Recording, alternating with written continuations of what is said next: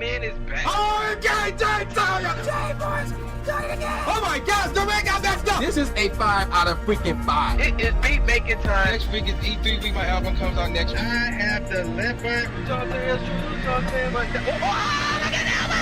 This is your boy. Alright, ladies and gentlemen, the YouTube citizens, y'all know who this is. This is your boy Dash, the True Inferno. Back at it with another Pokemon Unite commentary video gameplay for you guys. And this is an interesting video that I have for you guys. And I'm glad this is happening. I don't know how far this can go, but hopefully it goes the distance and hopefully the right side wins. That's what I'm hoping for. So what am I talking about? Well, obviously, if you see the title, you know what I'm talking about. But in case you don't, I would get more into it. So let's go get straight into it. Basically, check this out. Ubisoft, or Ubisoft, how you want to pronounce them, they're being sued after shutting down the crew.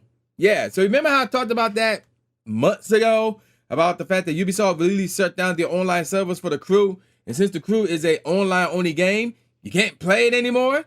And then even if people try to like take matters in their own hands and try to get the crew still running after Ubisoft took out, nope.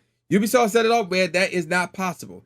So now we are at this point right here where people are suing Ubisoft for that. So let's get into it. This is an article from IGN. So it goes as follows. Ubisoft is being sued by 2 gamers in Cali over its shutdown of open world racing game The Crew in March.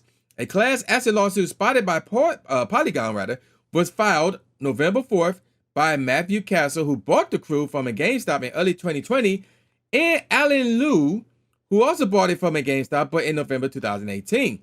Both plaintiffs were under the impression they were playing to own and possess the video game The Crew instead of paying for a limited license to use The Crew. This license over product argument will likely be at the crux of Ubisoft's defense. All right. So let's see. We got a quote here. Imagine you buying it, and this is I read this earlier, I think like a few days ago, but I thought this was a dumb comparison. But let's get this out the way real quick. Imagine you buying a pinball machine, and years later you enter your den to go play it, only to discover that first of all, they made a typo. Come on, IGN, can y'all get your act together? It literally says only to discover that all the paddles. Take out the word the, and you have a complete sentence. Only to discover that all the paddles are missing, the pinball and bumpers are gone, and the monitor that proudly displayed your unaccessible high score is removed, the lawsuit reads. And continue on with the quote. Turns out the pinball machine manufacturer decided to come into your house, gut the insides of the pinball machine, and remove your ability to play the game that you bought and thought you owned. Even though you paid full price to receive this game, you never knew that the manufacturer could come in one day and without your control, leave you with a skeleton of what you thought you paid for it. Okay, maybe the comparison not that bad, but it's a bit over the top. But whatever, let's move on. The Crew is indeed no longer playable. No version of this game, whether it's physical, digital, or even if it's owned already, it has been since its launch in 2014, can be bought and played in any capacity. Ubisoft has taken measures to create offline versions of the Crew 2 and sequel The Crew Motorfest. I forgot that was a thing. But no similar action was taken for the original, rendering it non-existent. The lawsuit seeks momentary relief and damages for those impacted by the Crew's shutdown, but only time will tell whether it is successful. Ubisoft declined to comment when contacted by Polygon. Storefronts, including Steam, are now adding a upfront warning to customers that they're buying a license, not a game, ahead of a California law going into effect in 2025. The change to Steam came after California Governor Gavin Newsom signed a law forcing digital marketplaces to make it clear to customers, that when they buy media, they only buy a license to that media. It's worth noting that the new law still doesn't prevent companies from yanking your content away from you, but at least they'll have to warn you about the true nature of your purchase before you click that buy button. All right. Let's talk about the lawsuit first. I'm glad this is happening because, again, we don't want companies to get in the habit of just taking games from us. We don't want that. We don't want that. So I'm glad this is happening. But there is a counter to that by doing what Steam is doing. basically this because of a law that California put into place, basically saying like, yo, you're not buying the game, you're buying the license for the game. And I'm like, okay, well, how much is the license? If they charging that, and this is where my issue come to play.